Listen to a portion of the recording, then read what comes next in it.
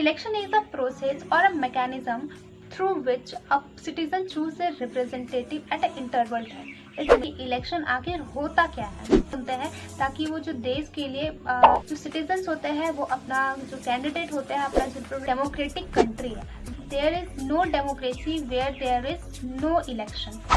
बिना इलेक्शन के कोई भी कंट्री डेमोक्रेटिक कंट्री नहीं बन सकता है। So hello and welcome back to my another video guys. So कैसे हो आप सब? मैं तो एकदम बढ़िया हूँ एंड आई होप आप सब भी बहुत बढ़िया होंगे। सो थंबनेल देख के तो पता चल ही गया होगा कि आज हम लोग किस टॉपिक पे बात करने वाले हैं। इससे पहले वाले वीडियो में हम लोगों ने बात किया था नोटा के बारे में कि नोटा होता क्या है, ये जो नोटा है उससे हमें क्या पावर मिलता है, इस चीज़ का इफेक्ट इलेक्शन में होता है या नहीं, कौन इसको कंडक्ट करता है। बट आज हम लोग जानेंगे कि एक कंट्री, एक देश में इलेक्शन चुनाव का क्या महत्व है और क्यों किया जाता है। सो बाकी की बातें जानने से पहले हम लोग ये जान लेते हैं कि इलेक्शन आखिर होता क्या है। सो इलेक्शन एक ऐसा प्रोसेस है जिसमें जो देश के नागरिक होते हैं वो अपना जो एक नेता होता है, एक लीडर होता है, उनको चुनते हैं ताकि वो जो देश के लिए अच्छे काम कर सके, उनके बेनिफिट्स के लिए कुछ स्कीम्स एंड ऑल जो है वो ऑर्गेनाइज करते रहे, उनसे वो सब सारी चीज़ों को लॉन्च करते रहे, देश को आगे बढ़ाते रहे, भविष्य जो उनका होगा उसको और भी उज्जवल और भी डेवलप करने का पूरा कोशिश करें। सो इलेक्शन इज अ प्रोसेस और a mechanism through which a citizen choose their representative at a interval time. It means कि जो सिटीजन्स होते हैं वो अपने रिप्रेजेंटेटिव को चुनते हैं हर एक इंटरवल ऑफ टाइम पे। जैसे हमारे कंट्री में जो है वो हर 5 साल के बाद एक इलेक्शन होता है जिसके थ्रू जो सिटीजन्स होते हैं वो अपना जो कैंडिडेट होते हैं, अपना जो रिप्रेजेंटेटिव होते हैं उनको चुने और उनको अपना लीडर बना के देश के भविष्य के लिए उनको इलेक्ट करें। सो जैसा कि हमारा भारत, इंडिया, वो एक लोकतांत्रिक देश है, मीन्स एक डेमोक्रेटिक कंट्री है। तो डेमोक्रेटिक कंट्री में इलेक्शन का बहुत ही बड़ा रोल है। ऐसा बोला भी जाता है कि there is no democracy where there is no election. मतलब जहाँ पे भी चुनाव चुनने का मौका नहीं दिया जाता है वहाँ पे एक लोकतांत्रिक देश नहीं हो सकता वो देश। मतलब लोकतांत्रिक यानी लोगों से चुना हुआ जो देश होता है, देश के जो नेता होते हैं उनको कहते हैं लोकतांत्रिक देश। इलेक्शन एक ऐसा मीडियम है, एक ऐसा बोल सकते हैं कि एक प्रोसेस है जिससे जो सिटीजन्स होते हैं वो अपना रिप्रेजेंटेटिव, अपना लीडर चुनते हैं जो उनके उज्जवल भविष्य के लिए काम करते हैं और जो पूरे देश को अच्छे से चला सके और उनका जो भविष्य है उनको बेहतर से बेहतर बना सके। बिना इलेक्शन के कोई भी कंट्री डेमोक्रेटिक कंट्री नहीं बन सकता है। इलेक्शन एक वो भी माध्यम है जिससे, जैसे कोई अगर पॉलिटिकल पार्टी जो अच्छे से काम नहीं कर रहा है, लोगों के बेहतर के लिए काम नहीं कर रहा है, वो बस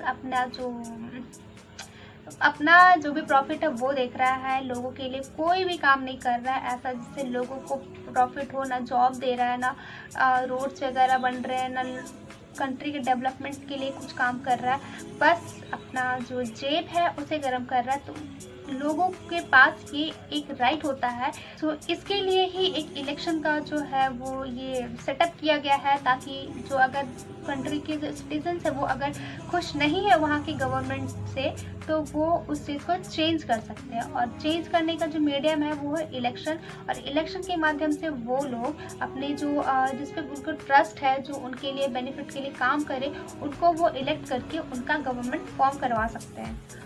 और इलेक्शन एक ऐसा माध्यम भी है जिससे पॉलिटिकल पार्टीज जो है, पॉलिटिकल पार्टीज के जो लीडर है वो लोगों तक यानी कि जो सिटीजन्स हैं उन तक अपना कनेक्शन बना के रखे ताकि उनको मैक्सिमम वोट मिल सके और वो जो है इलेक्शन जीत सके।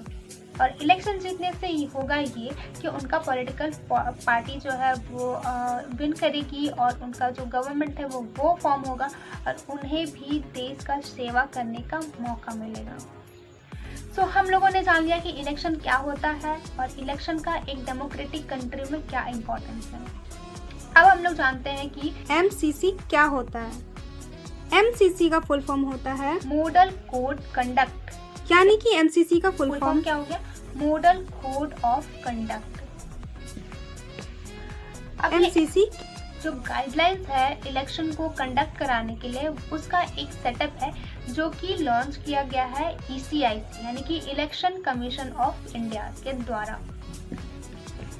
मॉडल कोड ऑफ कंडक्ट ऐसा अनाउंसमेंट है जो अनाउंस करता है कि इलेक्शंस आने वाले हैं और उनके जो गाइडलाइंस है वो बताते हैं इलेक्शन में किस तरह के गाइडलाइंस फॉलो करके हम लोग इलेक्शन को कंडक्ट करा सकते हैं। उस चीज़ का एक जो रूल्स एंड रेगुलेशन का जो सेटअप होता है ना, वो है कि मॉडल कोड ऑफ कंडक्ट से लागू हो जाता है।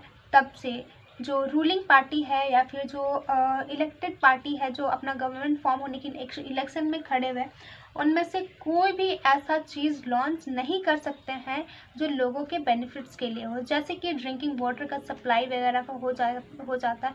रोड्स बनाने का जो कंस्ट्रक्शन वाला काम होता है उसको भी कोई लॉन्च नहीं कर सकता। न्यू स्कीम जो लोगों के डेवलपमेंट के लिए जो लॉन्च किया जाता है वो सब भी नहीं कर सकते। मंदिर मस्जिद जितने भी बनाने वाले चीज़ होते हैं वो सब को भी नहीं कर सकते हैं।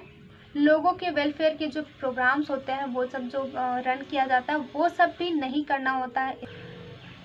सेकंड पॉइंट जो है वो ये है कि कोई भी हो, सेंट्रल गवर्नमेंट हो या स्टेट गवर्नमेंट हो, वो कैंपेनिंग के लिए इलेक्शन के दौरान अपना जो ऑफिशियल पोस्ट है, यानी कि अगर कोई CM है PM है तो वो अपना जो इलेक्शन में वोट पाने के लिए ये नहीं बोल सकते कि मैं प्रधानमंत्री हूँ मुझे वोट दो, ठीक है।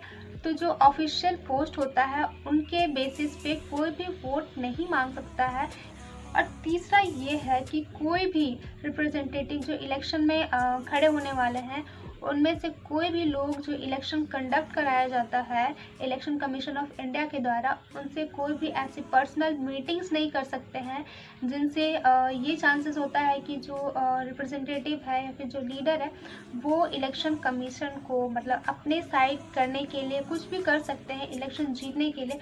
तो उस चीज़ से भी मतलब कम करने के लिए ये गाइडलाइन रखा गया है कि कोई भी मिनिस्टर्स या फिर जो रिप्रेजेंटेटिव है जो इलेक्शन में इलेक्ट होने वाले हैं वो या फिर उनका कोई भी बंदा या फिर कोई भी मेंबर जो है वो उनसे पर्सनल मीटिंग्स नहीं कर सकते हैं।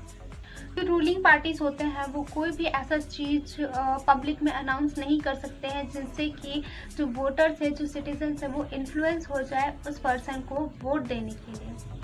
अपने पार्टीज के लिए प्रमोशन तो कर सकते हैं बट जो MMC है उसके लागू होने से पहले ही उस चीज़ को अपना जो प्रमोशन है वो चीज़ कर सकते हैं, उसके बाद नहीं कर सकते हैं। नेक्स्ट पॉइंट जो आता है वो ये है कि किसी भी तरह का धार्मिक स्थल जैसे मंदिर मस्जिद चर्च गुरुद्वारा ये सब जितने भी जो रीजनल प्लेसेस है उस चीज़ का यूज़ नहीं हो सकता है इलेक्शन कैंपेन के लिए, चाहे वो वहाँ जाके कोई अनाउंसमेंट करना हो या फिर उसके बेसिस पे कुछ न्यू लॉन्च करना हो। जैसे कि सब बोलते हैं मतलब ऐसा बोला जाता है कि हम मंदिर बनाएंगे मस्जिद बनाएंगे, वो सब चीज़ें भी नहीं करना होता है इलेक्शन के model code of conduct issue होने के बाद। जो पॉलिटिकल पार्टीज होते हैं वो एक दूसरे के बारे में जो कंप्लेंट्स वगैरह होते हैं वो सब नहीं कर सकते हैं अपने आप को अच्छा दिखाने के लिए। किसी भी तरह का वॉलेंशियल कमेंट नहीं कर सकते हैं किसी भी पॉलिटिकल पार्टी से जिससे उनका जो रेपुटेशन है वो ख़राब हो और लोगों के बीच उनके जो मतलब देखने का नज़रिया है, जो उनका जो इमेज जो क्रिएट करके वो अपना अच्छा रखे हैं उस चीज़ पे कोई भी इफ़ेक्ट पड़े, ऐसा कोई भी पॉलिटिकल पार्टी का मेंबर कमेंट नहीं कर सकता है लोगों के बीच। और सबसे मेन पॉइंट जो है वोटिंग से 2 दिन पहले यानी 48 आवर्स पहले जो पीरियड ऑफ टाइम होता है उसको जो पॉलिटिकल लैंग्वेज में जो कहा जाता है उसको बोला जाता है इलेक्शन साइलेंस। मतलब कि इस टाइम पे जो 2 दिन का जो पीरियड होता है 48 आवर्स का जो टाइम पीरियड होता है इलेक्शन वोटिंग से पहले, उस समय किसी भी तरह का प्रमोशन इलेक्शन प्रोपोगेंडा को लेकर के नहीं किया जाना चाहिए, क्योंकि लास्ट मोमेंट पे जो लोगों को इन्फ्लुएंस किया जाता है मोस्टली लोगों को वही याद रहता है और इस तरह का किसी भी फोर्समेंट के साथ वोट नहीं करवाना है। ये कुछ बातें जो बताती है कि हमारे कंट्री इंडिया यानी कि एक इंडिया के जैसा कोई भी डेमोक्रेटिक लोकतांत्रिक देश में इलेक्शन का क्या इम्पोर्टेंस है, और कुछ रूल्स भी मैंने बताया जो इलेक्शन से पहले जो लागू होते हैं वो सब। सो कैसा लगा आप सभी को ये वीडियो मुझे ज़रूर बताएं, और अगर आप मुझे कुछ न्यू टॉपिक सजेस्ट करना चाहते हैं आप मुझे कमेंट बॉक्स में ज़रूर बता सकते हैं। मैं 101% कोशिश करूँगी उस टॉपिक पे भी वो वीडियोस बनाओ।